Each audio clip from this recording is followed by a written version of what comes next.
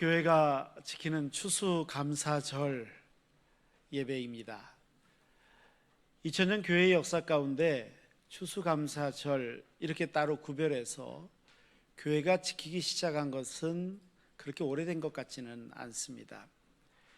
추수감사절을 교회가 지키게 되는 데는 두 가지의 아주 중요한 전통이 있습니다. 하나는 구약의 전통인데 구약의 수장절의 전통이다, 그렇게 이야기합니다. 한 해의 곡식을 다 거두어 드렸습니다. 그리고 그 거두어 드렸을 때 그 은혜에 감사하여 이스라엘 백성들은 광야로 나가 출애굽 시절에 조상들이 광야를 걸었던 것을 기억하며 7일간 지내게 됩니다. 이때 광야에서 초막을 짓고 생활했기 때문에 이 절기를 초막절 또는 장막절 이렇게도 불리게 되는 절기이죠. 이 절기의 가장 중요한 의미는 목적은 감사였습니다. 감사가 그 절기의 중요한 목적입니다. 또 하나의 중요한 전통이 있다면 미국에서 청교도들이 처음으로 드렸던 추수감사절의 전통이 있습니다. 당시 영국의 국교회는 자기 지역에서 드리는 모든 예배와 신앙 고백, 신조를 통일한다는 빌미로 자기들의 입맛에 맞지 않는 사람들의 신앙을 탄압하기 시작했습니다. 정말로 순수하게 신앙을 지키고 이어가기로 마음을 먹었던 당시 퓨리탄으로 불리는 청교도들이 이대로는 안 되겠다 생각을 해서 1620년 8월 14일입니다. 대서양을 건너 아메리카 대륙으로 신앙의 자유를 찾아서 이거하게 됩니다. 처음에 출발할 때는 스피드웰, 메이플라워 이 두 배에 나누어서 타서 출발을 했는데 102명이 출발을 했다가 그만 스피드웰호가 고장이 나서 이제 메이플라워호 요 하나만 출발하게 됩니다. 그해 겨울입니다. 미국 매사추세츠 플리머스 항에 12월에 도착을 하게 되는데 얼마나 추웠는지요. 살인적인 추위, 굶주림 견뎌야 했습니다. 풍토병까지 돌았습니다. 그래서 출발했던 사람들 중에 거의 절반이 목숨을 잃고 말았습니다. 인디언들의 도움을 받습니다.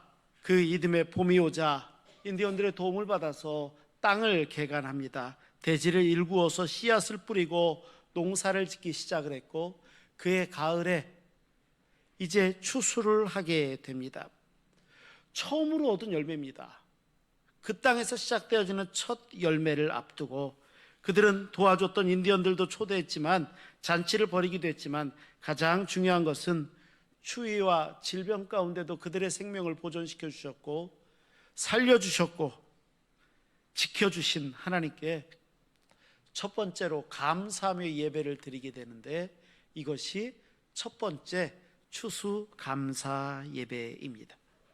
그리고 교회는 그 이후로 그때가 11월 셋째 주, 오늘 우리도 11월 셋째 주에 추수감사 예배를 드립니다. 교회는 그 이후로 추수감사 예배의 전통을 조심스럽게 계속 이어져 오고 이제는 너무 당연한 것처럼 추수감사 예배를 반드시 드리는 전통이 되었습니다. 그런데 이 두 가지 전통, 수장절의 전통이 되었든 미국 청교도들의 전통이 되었든 두 가지 다 목적은 하나였습니다. 그것은 하나님의 은혜의 감사입니다. 그리고 이 감사가 담긴 신앙의 고백이 이 전통의 가장 중요한 이유였고 목적이었습니다.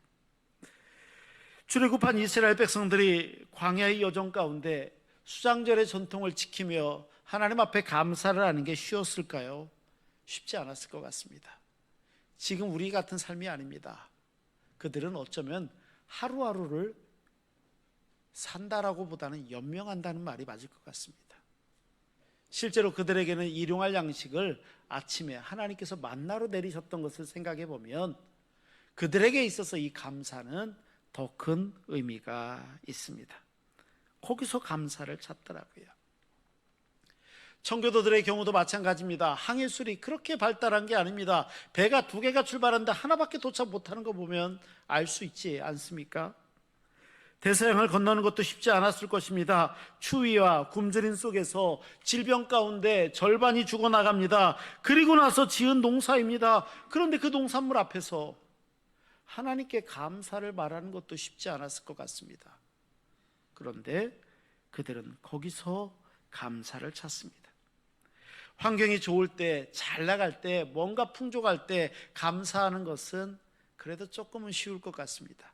하지만 그렇지 않을 때, 어려운데, 힘든데, 고통스러운데, 이럴 때 감사를 찾는 건 얼마나 어려울까요? 이렇게 예배를 드린다는 것은 정말 신앙의 용기와 고백이 없으면 불가능한 것이 아닐까요? 오늘 우리 신흥교회가 드리는 추수감사절 예배도 역시 마찬가지입니다. 매년 이때쯤 되면 그냥 일반적으로 어떤 상례적으로 드려지는 어떤 예배 중에 하나, 이게 아니라 무슨 상황이 있었든지 어떻든지 간에 하나님의 은혜를 기억하는 것이고 감사하는 것이고, 그러한 우리의 신앙의 고백이 담겨져 있는 예배, 이 예배가 중요하지 않을까요? 이 감사가 빠지면요, 그리스도인들은 처참하게 무너질 수도 있습니다. 데이비스 코퍼라는 박사가 형태로만 놓고 봤을 때 아주 재미있는, 흥미있는 비교를 한 적이 있습니다. 뭘 비교했냐면 감옥과 수도원을 비교했습니다. 보기에는 커다란 담 안에 들어가서 자유롭지 않게 생활하고 늘 거친 노동을 하고 어려운 식사를 하고 편하지 않은 잠자리에서 잠이 들고 겉으로 보기에는 똑같다는 것입니다. 그런데 이 둘 사이에 근본적인 차이가 있다, 이렇게 이야기하면서 그 근본적인 차이를 설명을 고민하는 것과 감사하는 것이다, 이렇게 이야기합니다.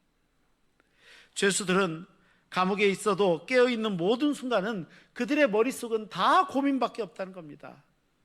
나는 억울하다, 고민이 많다, 이게 그들의 생각이라는 것입니다. 하지만 수도원에 있는 수도사들은, 성도들은 깨어있는 모든 순간이 늘 감사라는 것입니다. 힘든 노동 가운데 있어도 실제로 수도원의 운동을 하다 보면 노동이 곧 기도고 기도가 곧 노동이고, 일하는 것을 하나님께서 주신 은혜로 알고 이런 것들도 있거든요. 아무리 어려움 가운데 있어도 이게 다 감사라는 거거든요. 감사. 만일 죄수라 할지라도 그리스도인다운, 성도다운 마음을 가지고 늘 산다면 그 감옥도 수도원이 될 것이고, 아무리 몸이 수도원 안에 있다 할지라도 깨어있는 모든 순간이 감사를 잊어버린다면 그는 그리스도인이라 할 수 없고 죄수와 다를 바가 뭐가 있겠느냐, 이렇게 비교를 하더라는 거죠. 그리고 우리를 살펴보면 나는 지금 감사하는 존재인가 아니면 불평하는 존재인가를 생각해 봐야 되지 않을까요? 내 마음은 지금 어디에 다 있습니까? 오늘 본문의 내용은 힘든 광야 여정을 지내고 있었던 이스라엘 백성들이 광야 40년을 다 뒤로하고 눈앞에 요단강이 있고 요단강 건너에 적과 꿀이 흐른다는 가나안 땅을 바라보며 하나님께 듣고 있는 순간입니다. 이때 하나님의 말씀이 들려옵니다. 그리고 그들에 관한 이야기고, 이때 들려주신 하나님의 음성이고, 이때 그들은 하나님 앞에 감사하고 있습니다. 주신 은혜는 뭐고 그들의 감사는 과연 무엇일까요? 가장 먼저 그들의 감사는 지금까지 시련을 이기게 해주신 은혜에 대한 감사입니다. 내가 시련을 이겼습니다, 이겁니다. 본문에 보면 모세가 광야길에 여전히 서 있는 이스라엘 백성들을 향해 하나님이 주신 은혜가 있지 않느냐, 이거를 찬송하라 명령하고 있음을 보게 됩니다. 신명기서가 들려오는 말씀은 조금 전에도 말씀드렸던 것처럼 광야 40년의 모든 시간이 지나고 이제 요단강만 건너면 되는, 이제 저 건너편에 여리고성이 보이고 가나안 땅이 보이는 그 자리에서 들려주신 하나님의 말씀입니다. 그러니까 지금 그 자리는 여전히 건조한 땅이고 간조한 땅이고, 바람만 불면 모래바람이 일고 바뀐 환경이 아무것도 없을 것만 같은 그런 자리입니다. 그럼에도 불구하고 그들은 하나님께서 주신 풍족을 감사하고 있습니다. 하나님의 은혜를 감사하고 있습니다. 지난 40년 광야 기간을 돌아보니 모든 게 다 은혜이고 모든 게 다 감사, 이렇게 고백하고 있는 것입니다. 생각해 보면 광야 40년의 이스라엘 백성들의 여정은요, 어쩌면 그들의 일생 가운데 가장 밑바닥 인생이었을 것입니다. 그래도 애굽에 있을 때는요, 부뚜막에 올라오는 고기라도 좀 먹었고, 번듯한 집 그늘 아래 잠을 잤고, 그래도 입는 옷이라도 입고 살았을 것입니다. 나름대로 상황은 달랐겠지만 나름대로 얻는 것이 있게 사는 순간이었을 것입니다. 하지만 광야길은 달랐습니다. 하루하루가 연명의 시간이었고 하루하루가 고통의 시간이었고, 앞날이 예측된다는 것 자체가, 계획을 세우고 뭔가 해볼 수 있다는 것 자체가 없는 불가능한 시간들이었습니다. 한마디로 위기였습니다. 이런 것만 있었나요? 성경을 자세히 읽어보신 분들은 아시겠지만 광야에 있는 그들을 공격해서 전쟁이 벌어진 적도 한두 번이 아닙니다. 고통 가운데 있었죠. 그런데 이 모든 걸 다 지났습니다. 그리고 그들은 이제 가나안 땅을 바라보고 있는 겁니다. 바로 그 자리입니다. 오늘은 사람의 영혼을 살리는 사랑의 신앙 공동체 신흥교회가 올 한 해의 은혜를 감사하며 하나님 앞에 추수감사 예배로 드리고 있는 거룩한 주일입니다. 오늘 우리는 어떻습니까? 지난 1년은 어땠습니까? 어떤 분은, 저는요 어떤 것보다도 감사가 많았어요. 제가 어제 신방하면서 그 고백 듣고 얼마나 기뻤는지 모릅니다. 저는 감사가 얼마나 많은지 몰라요. 감사를 얘기하는데 어제 신방하면서 감동을 받았습니다. 그런 분도 계실 겁니다. 어떤 분은요, 어려움과 혹독한 시련 때문에 여전히 어려움 가운데 서 계신 분도 이 자리엔 계실지도 모르겠습니다. 어떤 분은 아픔을 겪고 슬픔도 많이 겪었습니다. 올 한 해 생각해 보니 불의한 사고도 있었고, 질병 때문에 어려웠던 적도 있고, 원치 않는 이별이 지금까지도 가슴 아프신 분이 계시고, 직장에서 어려움을 당한 경우도 있고, 정말 믿었던 사람인데 배신당한 경험이 있으셨을지도 모르고, 그때 얻은 상처가 지금도 자다가도 발떡발떡 일어날 정도로 가슴 아프고, 뜻하지 않은 사업상의 손실 때문에 너무 마음 아프고, 이런 문제들로 혹시 낙심하고 계시는 분도 계실지도 모르겠습니다. 그런데 생각해 보면 지금까지 견디게 하시고 오늘 이 자리까지 인도하신 하나님의 은혜가 있지 않습니까? 하나님의 손길입니다. 흔들리는 순간이 없었던 건 아닙니다. 하지만 흔들려도 주께 매여 있는 내 인생 위에 결국엔 견디고 이기게 지켜주신 하나님의 손길이 오늘 우리에게 다 있을 것인데 어찌 감사하지 않을 수 있단 말입니까? 우리는 너무나도 감사해야 되지 않나요?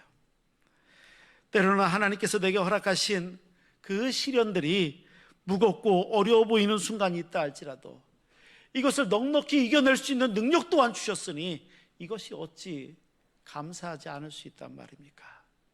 이 감사 말입니다. 우리 생애 최고의 해라는 영화가 있습니다. 이 영화는요, 2차 세계대전 중에 공수부대원으로 전쟁에 참전했다가 폭발물에 의해서 두 손을 잃은 해럴드 러셀이라는 사람의 이야기가 주된 스토리입니다. 실제로 그는 전쟁에 참여했다가 폭탄이 폭발하는 바람에 두 손을 잃어버리고 말았습니다. 건장한 청년이 두 손이 없습니다. 상상이 되십니까? 이 상황 가운데 신앙이 있었던 그는 하나님 앞에 기도할 때마다 좌절합니다. 하나님, 나는 이제 쓰잘데기 없는 사람, 쓸모없는 사람이 됐습니다. 나는 이제 쓸모없는 사람입니다. 쓸모없는 사람입니다. 계속 그렇게 좌절하니까 어느 날 하나님께서 러셀에게 하나님의 음성을 들려주십니다. 그런데 그 음성이요, 놀랍게도 어떤 음성이었냐면, 그래도 넌 잃은 것보다 여전히 가지고 있는 거 얻은 게 더 많잖아, 이 음성을 들려오더라는 거예요. 그리고 나서 러셀이 생각해 보니까 자기에게 너무 감사한 게 많더라는 거예요. 폭발물이 터져서 두 팔을 잃었는데 나는 여전히 내 생명이 보존돼 있더라는 겁니다. 다른 사람을 바라볼 수 있는 두 눈도 살아 있었고 두 귀도 열려 있어서 다른 사람의 소리를 듣고 있습니다. 두 발도 있습니다. 목소리를 낼 수 있는 음성도 살아 있더라는 거예요. 그리고 나서 생각하니까 생각이 바뀌더라는 겁니다. 의사에게 자기에게 맞는 의수를 해달라고 합니다. 그리고 그 의수로 타이프를 치며 자기의 자전적 소설을 쓰는데 이 책이 베스트셀러가 되더니 나중에 결국 영화까지 만들어집니다. 그리고 그 자신이 직접 이 영화에 장애인의 모습으로 출연합니다. 이 영화 장면입니다. 그리고 아카데미 주연상까지 받습니다. 수상 후에 기자가 이 러셀에게 묻습니다. 당신의 이런 신체적인 조건이 당신을 절망하게 하지는 않았습니까? 그러니까 대답합니다. 태연이, 아니요. 나의 육체적인 장애는 도리어 나한테 큰 축복이 되었습니다. 언제 잃어버릴지도 모르는 것, 그것을 계산하는 게 아니라 내게 여전히 남아있는 것을 생각하니까 하나님께 감사하게 되고 남은 것을 사용하게 되니까 하나님께서 10배나 갚으시던 거요. 그리고 그런 이에게 하나님께서는 더 많은 가능성을 그 앞에 열어주십니다. 그가 기자에게 이렇게 대답을 합니다. 맞습니다. 우리는 무엇을 바라보느냐에 따라서 우리는 어디에 서 있는지가 결정됩니다. 우리가 잃어버린 것, 상실된 것, 이제는 내 것이 아닌 것, 여기에만 눈을 돌리면 그 안에는 절망, 불가능, 낙심 이런 것만 남습니다. 하지만 잃어버린 것을 넘어서서 내가 가지고 있는 것을 하나하나 세워보면 하나님께서 함께 하시는 은혜가 보이고 그것을 통해서 일하실 하나님의 가능성이 눈에 들어옵니다. 그래서 우리 안에 시련이 있고 어려움이 있다 할지라도 우리는 불안하거나 초조할 필요가 없습니다. 성경은 이스라엘 백성들이 광야에서 잃어버렸던 것이 아니라 여전히 하나님께서 함께하고 계신 그 사실을 기억하고 은혜를 기억하고 감사하고 있다는 것입니다. 이 은혜와 손길, 오늘 우리 신흥의 권속들 가운데도 함께하는 줄 믿습니다. 이 은혜 가운데 날마다 걸어가시는 우리 신흥의 성도들이 되시기를 간절히 바랍니다. 두 번째로 이들의 감사는요, 지금 주시는 은혜의 감사입니다. 지금도 내게 주신 은혜가 있습니다. 오늘 성경 말씀을 가만히 읽으시면서 어떻게 느끼셨는지 모르겠습니다. 성경에는요, 강조하는 게 뭐냐면 놀랍게도 광야 40년 동안 이스라엘 사람 중에 굶어 죽은 사람 없고 목말라 죽은 사람 없고 입을 옷이 없어서 얼어 죽은 사람이 없다라는 말을 합니다. 어떻게 이런 일이 가능했을까요? 우리 한번 3절을 읽어봅니다. 성경의 대답입니다. 3절을 함께 읽겠습니다. 너를 낮추시며 너를 줄이게 하시며 또 너도 알지 못하며 내 조상들도 알지 못하던 만나를 내게 먹이신 것은 사람이 떡으로만 사는 것이 아니요 여호와의 입에서 나오는 모든 말씀으로 사는 줄을 내가 알게 하려 하심이니라. 아멘. 반가운 구절이 있죠. 저 밑줄 친 구절 어디서 많이 본 거 아닙니까? 우리 주님께서 사탄에게 시험 받으실 때, 사탄의 시험을 이기실 때 인용한 말씀이에요. 저 말씀이 여기 있습니다. 오늘 본문에 사람이 떡으로만 사는 것이 아니에요 여호와의 입에서 나오는 모든 말씀으로 사는 줄 네가 알게 하려 하십니다. 생각해 보면은 한마디로 이야기하면 광야 40년의 여정은 하나님이 입히시고 먹이셨거든, 이 말씀하시는 겁니다. 하나님이 그러셨다는 겁니다. 그러면서 4절에 이어서 나온 것은 이스라엘 백성들 먹을 것 떨어진 적 없고 의복이나 신발도 헤어진 적 없고 발도 부르트지 않았고 잠잘 곳이 없어서 바깥에서 그냥 잔 적도 없고 하나님께서 눈동자처럼 그의 백성을 이렇게 지키십니다. 은혜를 베푸십니다. 바로 그것. 혹자는 이야기합니다. 우리 한민족은 한민족이 생긴 이래로 가장 풍요로운 시대를 지금 살고 있답니다. 그런데 어느 때보다도 감사가 없는 시대가 지금이랍니다. 그렇게 말하니까 가장 부유한 시대라는 말도 많고 우리 안에 감사가 너무 사라진 게 아닌가, 이런 생각이 드는 것도 사실입니다. 조직신학자 중에 폴 틸리라는 분이 계십니다. 이분이 이 존재의 용기라는 The Courage to Be라는 책, 굉장히 유명한 책입니다. 이 책을 쓰는데 여기서 역사에 대한 것을 접근을 하는데 굉장히 다른 시각을 하나 보여주더라고요. 옛날 과거의 역사 속에서는요, 사람들이, 고대인들은 자기들이 불행하다, 이런 것들은 다 숙명의 문제로 여겼다는 겁니다. 산이 무너져도, 홍수가 나도, 비가 오지 않아도 다 고난이 숙명이다, 여기 이건 다 팔자련이 생각했다는 겁니다. 여기에 저항할 생각을 못했다는 겁니다. 이게 고대인들의 모습이라는 겁니다. 그런데 현대인들의 불행의 원인은요, 그게 아니라는 겁니다. 어디에서도 생의 의미를 찾지 못한다는 거예요. 이 무의미가 문제라는 것입니다. 현대인들의 배가 고픈 것도 아니고 집이 없는 것도 아니고, 그런데 걱정이란 걱정은 다 하고, 그러다 보니까 스스로 고립 가운데 들어갑니다. 고독하다는 겁니다. 그러다 보니까 감사도 사라지고 감격도 없습니다. 욕심은 끝없이 납니다. 삶의 목적과 의미가 어느 순간에 그 욕심 앞에 다 희석돼 버리고 맙니다.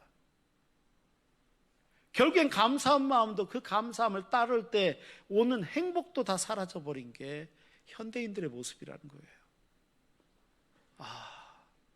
깜짝 놀랐습니다. 그럴 수 있겠구나, 현대인들이 그럴 수 있겠구나. 감사를 찾아야 삶의 의미와 행복도 찾을 수 있다는 겁니다. 인터넷에서 재밌는 이 이야기를 듣고 제가 한참 웃었는데 아마 저뿐만 아니라 다들 보셨을 것 같습니다. 초등학생들이 시험 문제를 냈을 때 그 정답을 다는데, 이 정답에 기상천외한 정답들에서 이런 이미지가 쭉 떠 있는데 그 중에 한 장면이 제가 마음이 조금 닿았습니다.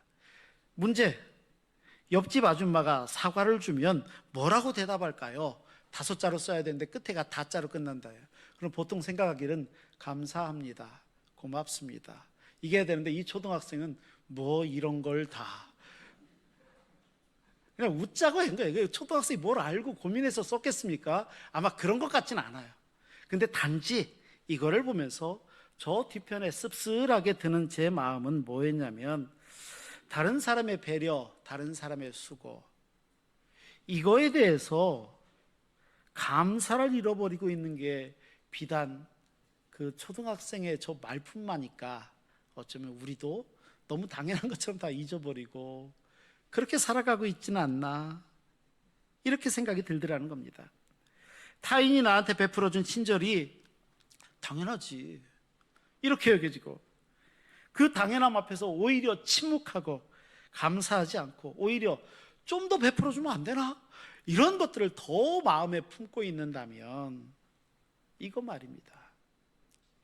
약간의 역설적인 해석도 가능하지만 올해 2024년도에 목회데이터 연구소에서 이게 굉장히 큰 연구이거든요. 아주 큰 프로젝트에서 나왔던 겁니다. 이 목회데이터 연구소에서 기독교인뿐만 아니라 일반인들까지 아주 거의 뭐 몇만 명 가까이 조사를 한 데이터가 있습니다. 그 질문 중에 하나가 한국 사회에서 한국 교회에 영향을 받은 분야에 대한 겁니다. 그런데 이 분야에서 교회가 혁혁한 공헌을 했다, 한국 사회에 이야기했던 거 아주 중요한 몇 가지를 말씀드리면, 항일운동, 3.1운동, 근대 서양병원이 시작된 것, 근대 교육이 시작된 것, 우리나라 민주화운동, 고아원 설립, 한국전쟁 후에 전후 구호 복구 사업, 이런 것들에 한국교회가 영향을 미친 그 영향이 지대하다는 겁니다.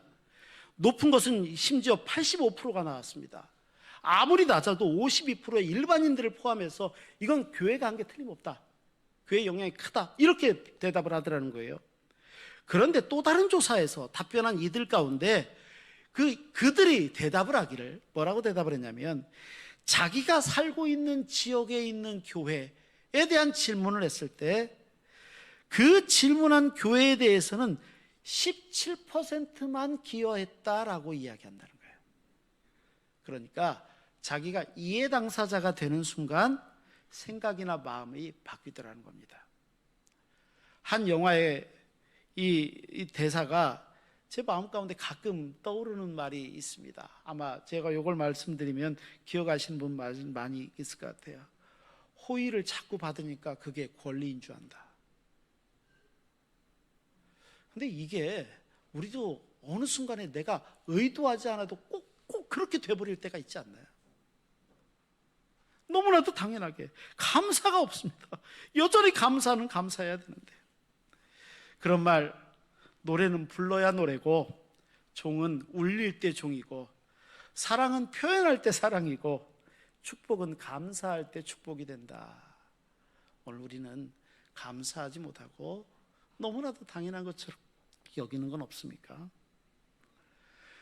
그래서 그들은요, 오늘 이스라엘 백성들은 지금도 유지하고 있는 감사에 더해서 장차 하나님과 함께 할 그 일들에 주실, 앞으로 주실 은혜에 또한 감사하고 있음을 발견하게 됩니다. 본문의 자리가 아직 광야라는 말씀을 제가 드렸습니다. 그리고 나서 이제 7절부터 10절을 보니까 더 의미가 있는 것 같습니다. 우리 7절에서 10절 길더라도 한번 읽어볼까요? 이때 들려온 말씀입니다. 함께 읽겠습니다. 내 하나님 여호와께서 너를 아름다운 땅에 이르게 하시나니 그곳은 골짜기든지 산지든지 시내와 분천과 샘이 흐르고 밀과 보리의 소산지요 포도와 무화과와 석류와 감람나무와 꿀의 소산지라. 내가 먹을 것에 모자람이 없고 내가 아무 부족함이 없는 땅이며 그 땅의 돌은 철이요 산에서는 동을 캘 것이라. 내가 먹어서 배부르고 내 하나님 여호와께서 옥토를 내게 주셨으므로 말미암아 그를 찬송하리라. 아멘. 아직 이루어진 일이 아니라 이제 요단강 넘어 적과 꿀이르는 가나안 땅에서 이루어질 일들에 대한 예언의 말씀이죠. 이 말씀을 어떻게 읽으셨습니까? 이야, 끝내주네. 여기에 다 있습니까? 그런데 그거보다 먼저 저는 바라보고 싶은 게 있다면 이 말씀은 곧 하나님께서 그들에게 약속하신 약속을 지키시겠다는 말씀입니다. 아직 요단강을 건너지 않았습니다. 하지만 건널 것이고 하나님의 약속이 이루어질 것이고 그 약속의 내용 가운데 방금 읽은 이 내용이 있다는 거니까요. 그렇죠? 하나님의 마음이 읽어지지 않습니까? 그 약속의 땅은 모든 풍성한 곡물의 소산지고 자원도 풍부하고 배부르고 평안하며 이곳에서 하나님께 감사하고 바르게 신앙의 길을 걸어가야 한다는 하나님의 축복과 은혜에 대한 그 반응을 약속받고 계시는 하나님의 마음이 그 안에 있지 않습니까? 하나님은 그 약속을 지키십니다. 오늘 이스라엘 백성들의 과거와 현재는 물론이고 이후에도 하시겠다는 약속의 말씀이기 때문이죠. 오늘 우리는 그래서 현재까지의 감사가 필요하고 하나님의 은혜에 대한 기대가 반드시 필요하지 않나요? 우리가 잘 알고 있는 삼중고를 겪었던 헬렌 켈러 여사, 너무 안타깝죠. 그는 삼중고 눈도 앞에 못 봤거든요. 그의 에세이집 가운데 우리가 잘 알 것 같습니다. 내가 사흘만 앞을 볼 수 있다면, 사흘. 이 내용이 참 너무 감동이 됩니다. 헬렌 켈러 여사가 만약에 내가 평생 앞을 못 봤지만 사흘만 볼 수 있다면, 첫째 날 삶의 보람을 느끼도록 해주었던 분들, 친절하고 따뜻한 사람들을 만나보고 싶다. 그러면서 그는 특별히 자기의 사랑하고 존경하는 스승 애니 설리반을 꼭 만나고 싶다, 그렇게 얘기해요. 그렇게 보고 싶다는 겁니다. 오랫동안 친구의 얼굴을 바라봐야지, 마치 사진을 찍어서 저장이라도 하듯이 그 얼굴들을 내 마음속에 보관하고 새겨두고 싶다. 오후가 되면 서늘한 그늘 아래 숲길을 걷고 싶다. 자연이 얼마나 아름다운지 내 눈에 하나 가득 담고 싶다. 저녁이 되면 황홀한 저녁 노을이 지겠지. 이 저녁 노을 바라보며 하나님 앞에 무릎 꿇고 감사기도 하고 싶다. 아마 그날은 내가 한 밤새도록 잠을 못 이룰 것 같아. 두 번째 날 동이 트자마자 자연의 아름다움을 살펴봐야지, 예술 작품을 바라봐야지. 그분은 이렇게 얘기합니다. 세상에 밤이 낮으로 바뀌는 이걸 기적이라는 겁니다. 이 기적을 내가 직접 맞이하고 싶어. 햇빛의 장엄한 광경, 이 세상의 과거와 현재를 두루두루 살펴보고 역사를 살펴보기 위해 박물관도 한번 방문해보고 싶다. 영화도 한 편 봐야지. 이런 말을 하게 됩니다. 셋째 날이 됐습니다. 이날은 마지막 날이겠죠. 그에게 있어서 앞을 볼 수 있는 뉴욕시의 활기찬 일상을 경험하고 아침 일찍부터 일하러 나가는 사람들의 발 모양을 보고 그들의 일하는 곳 얼마나 치열한지 가서 보고 싶다. 미소 띤 얼굴로 열심히 일하는 얼굴 보면 얼마나 행복할까. 나도 행복할 것 같아. 진지한 결단의 표정을 가지고 열심히 일하는 사람 얼굴 보면 나도 긍지를 느낄 것 같아. 하지만 고통스러워 받고 있는 누군가를 발견하면 내 마음이 얼마나 아플까. 드디어 마지막 날 밤이 됐습니다. 나는 또다시 영화나 연극, 문학 작품들을 보면서 인간의 정신세계가 한낱 우스꽝스러운 것이 아님을 다시 한번 기억해야지. 내가 사흘만 앞을 볼 수 있다면 엄청난 걸 이야기 아니라 우리가 너무나도 당연하게 여기는 이 일상을 그는 소망하고 있더라는 것입니다. 마지막에 이런 말을 남깁니다. 나는 눈이 먼 사람이다. 눈먼 내가 눈이 멀지 않은 당신에게 들려주고 싶은 말이 있다. 내일 갑자기 장님이 될지도 모른다고 생각하면서 당신의 눈을 사랑해라. 어디 눈만이겠는가. 귀가 머리고 벙어리가 될지도 모른다고 상상해봐라. 그러니 신비로운 자연이 마련해준 아름다운 여러 가지 접촉을 통해 세계가 당신에게 보여준 즐거움과 아름다움들 다 모든 것에 감사해야 된다. 나는 확신한다. 볼 수 있다는 것이야말로, 이 시력이야말로 모든 감각 중에 가장 값지다는 것. 너무 우리가 일상으로 알고 있는 그게 감사하다는 겁니다. 근데 우리는 그 비슷한 경험을 얼마 전에 했습니다. 숨 쉬는 게 얼마나 귀한지 코로나 때 마스크 쓰고 깨닫지는 않았습니까?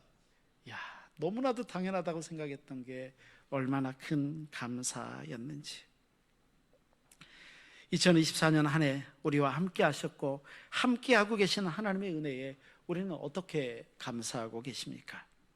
이제 장차 베푸실 하나님의 은혜를 기대하며 우리의 감사는 지금 어디를 향하고 있습니까? 오늘 예배가 시작되기 전에 우리 찬양팀이 마지막으로 찬양했던 찬양이 오직 예수뿐이네 라는 곡이었어요. 가사가 참 은혜가 돼요. 가사는 이렇습니다. 은혜 아니면 살아갈 수가 없네. 호흡마저도 다 주의 것이니. 크신 계획 다 볼 수도 없고 때로는 작은 고난이 내게 닥쳐서 내가 흔들흔들 고난에 지쳐 있었던 적도 있습니다. 그런데 그 가사 가운데 이런 가사가 있어요. 그런데 내가 주께 묶여 있다는 거예요. 주께 묶인 나의 모든 삶, 하나님께서 나를 지키시니까 흔들려도 버티고 견디게 하셨네. 가사가 그래요, 가사가. 그리고 마지막에 이 작사가는 이렇게 고백합니다. 오직 예수뿐이네. 오직 예수뿐이네. 맞습니다. 이러한 고백으로 감사를 이루시고 감사를 누리시고 감사를 향하여 나아가시는 우리 신흥의 모든 성도들 한 분 한 분 다 되시기를 주의 이름으로 축원합니다. 기도하십니다. 거룩하시고 자비로우신 아버지 하나님, 우리에게 은혜가 있습니다. 감사합니다. 우리의 삶이 감사로 가득하게 하여 주옵소서. 우리 구주 예수 그리스도의 이름으로 기도하옵나이다. 아멘.